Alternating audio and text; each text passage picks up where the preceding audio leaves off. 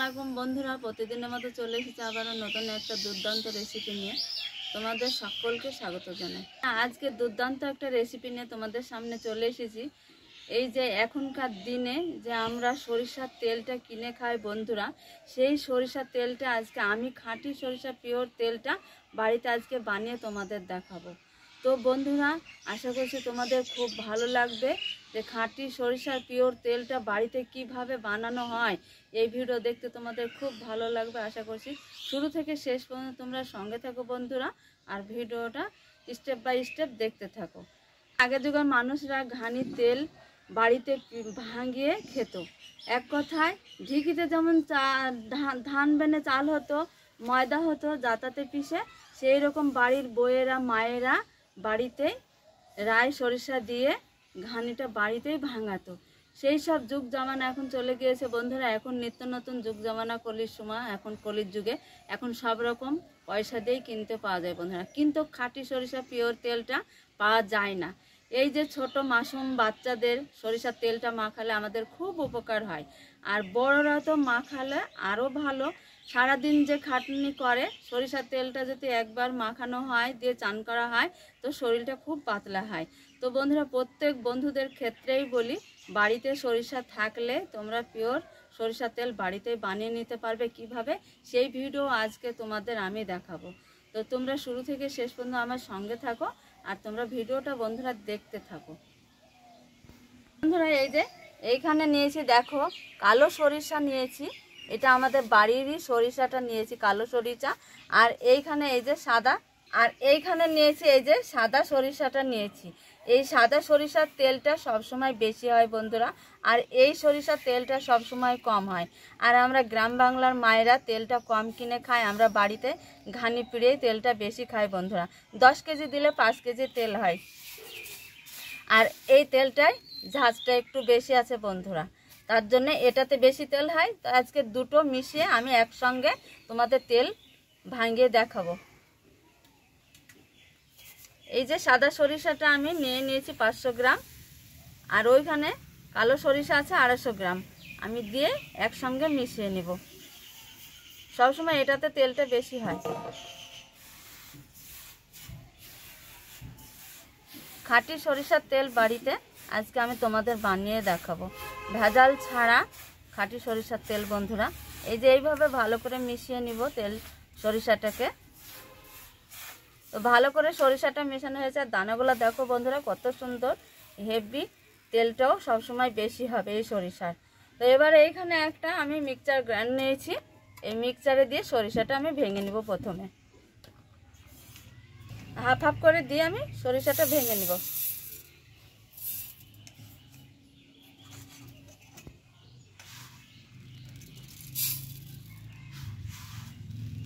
এটা তো ছোট মাসুম বাচ্চাদের জন্য খুবই উপকারী। আবার একটু রসুন ফুটিয়ে তেল গরম করে মাখলেও খুব ভালো হয়, শরীরটা ভালো থাকে। আর বাচ্চারা তেল মাখালে ওদের শরীরটা খুবই ভালো থাকে। তার জন্যে এই খাঁটি সরিষার তেল তো পাওয়া যায় না, বাড়িতে এইভাবে তৈরি করতে হয় বন্ধুরা। তো এটা আমি সরিষাটা ঢাকনা বন্ধ করে দিয়েছি, এবার একটু আমি পেস্ট করে নেব। তো বন্ধুরা, এই যে মিক্সচারে দিয়ে পেস্ট করে নিয়েছি, গুঁড়ো করে নিয়েছি, একদম মিহি করে গুঁড়োটা করে নিয়েছি, খুব সুন্দরভাবে করে নিয়েছি। এবার একটা থালায় ঢেলে নেব।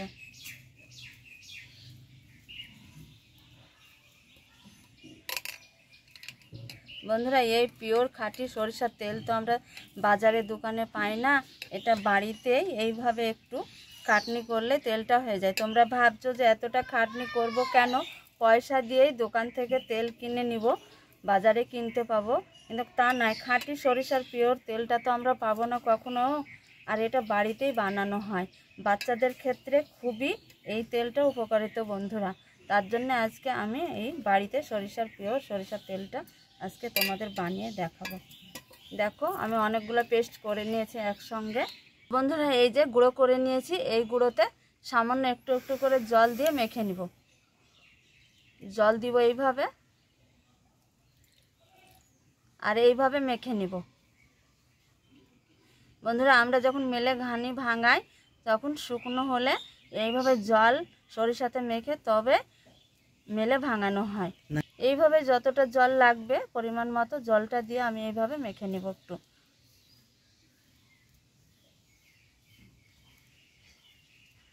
ঝাঁজ কত এই তেলের, খাঁটি সরিষা তেল ঝাঁজ দেখো এখনই ঝাঁজ। আর সামান্য একটু দিয়ে দিব জল। এইখানে আমার পরিমাণ মতো জল দিয়ে মেখে নিয়েছি। এবার এটাকে আমি 5 মিনিটের জন্য রেখে দিব। তো বন্ধুরা এই যে জল দিয়ে মেখে রেখে দিয়েছিলাম থালাতে 5 মিনিটের জন্যে। আর ওইদিকে উনুনে একটা আমি কড়া বসিয়ে দিয়েছি। কড়াটা গরম হয়েছে, এই গরম কড়াতে আমি পেস্ট করা সরিষাটা দিয়ে দিব। জল মেখে রেখেছি, এবার আমি গরম কড়াই দিয়ে দিব। দিয়ে একটু আমি খুন্তি দিয়ে ভালো করে নাড়াচাড়া করে ঝরঝরে করে নেব।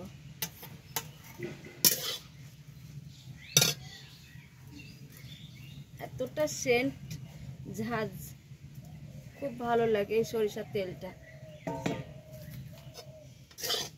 চুলাতে আস্তে আস্তে জাল দিব আর এইভাবে সরিষাটা একটু এইভাবে উল্টে পাল্টে ভেজে নেব, হালকা করে ভেজে নেব।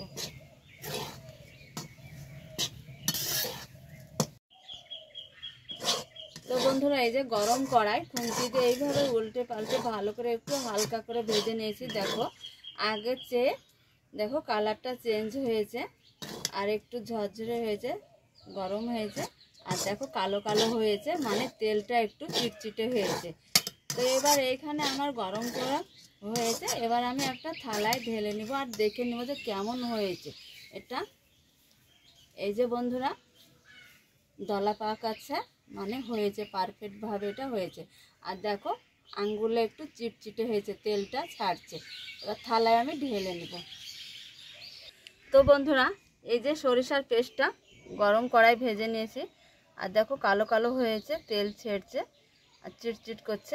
এবার একটা আমি পাতলা পরিষ্কার এই যে কাপড়ে আমি একটু দিয়ে তোমাদের তেল বের করে দেখাবো।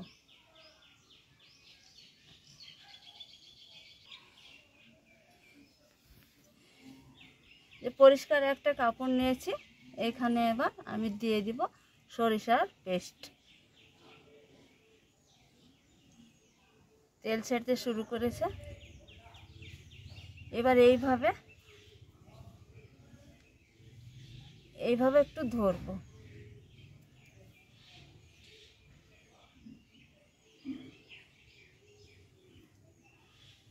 এই যে বন্ধুরা দেখতে পাচ্ছ এই যে ভিজা ভিজা হয়েছে, মানে তেলটা আসছে। এবারে আমি এইভাবে চেপে বের করে নিব।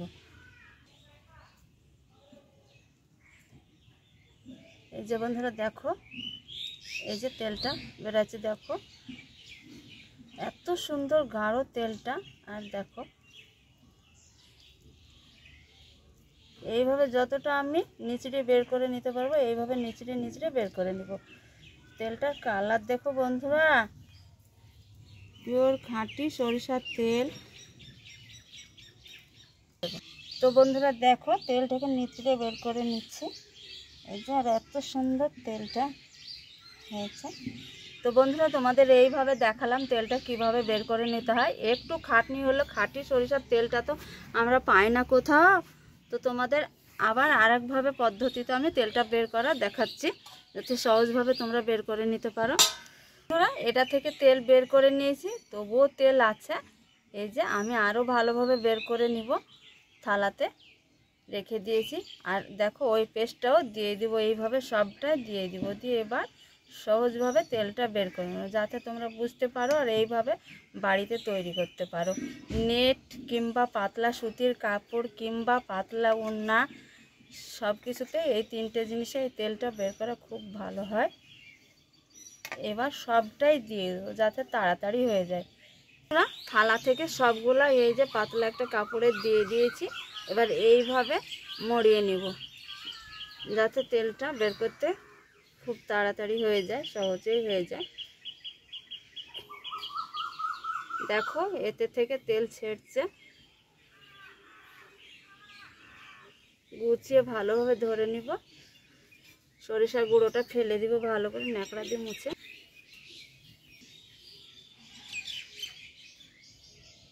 এই যে বন্ধুরা এইভাবে ঘোরাবো। এই যে দেখো তেলটা পড়ছে, দেখো থালাতে। এই যে দেখো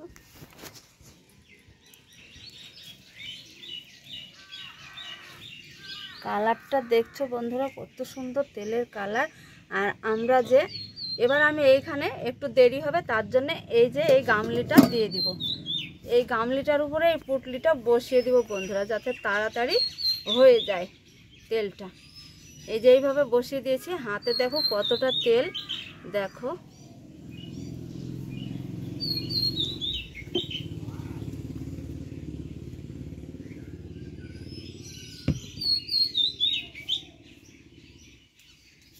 আর বন্ধুরা এইখানে আমি এই যে শিলপাটা চাপা দিয়ে দিব, দেখো তাড়াতাড়ি হয়ে যাবে। বুদ্ধি থাকলে দেরি হয় না, একটু বুদ্ধি খাটিয়ে কাজ করতে। দেখো শিলপাটাতে দেখো এইভাবে একটু শক্তি দিয়ে ঘুরিয়ে ঘুরিয়ে একটু চেপে নিব। আগে এইভাবে বাঙালিদের ঘরে ঘরে এই যে বন্ধুরা এইভাবে একটু চাপা দিব আর এইভাবে বের করে নিব তেলটাকে। শিলটা তো ওজন বেশি, এই শিল দিয়ে এইভাবে ভর দিয়ে একটু বের করব।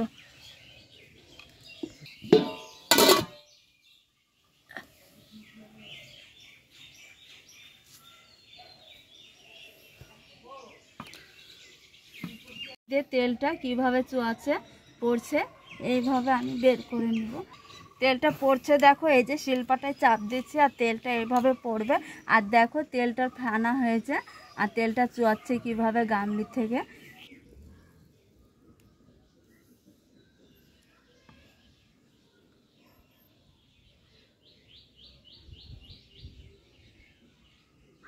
তো বন্ধুরা এই যে শিলপাটা দিয়ে চাপ দিয়ে দিয়ে তেলটা বের করে নিয়েছি, এবার এটা শিলটা নামিয়ে দিব। দেখো তেলটা কতটা গামলি দিয়ে পড়ছে এই যে। আর দেখো এই খোলটা দেখো কত সুন্দর লাগছে।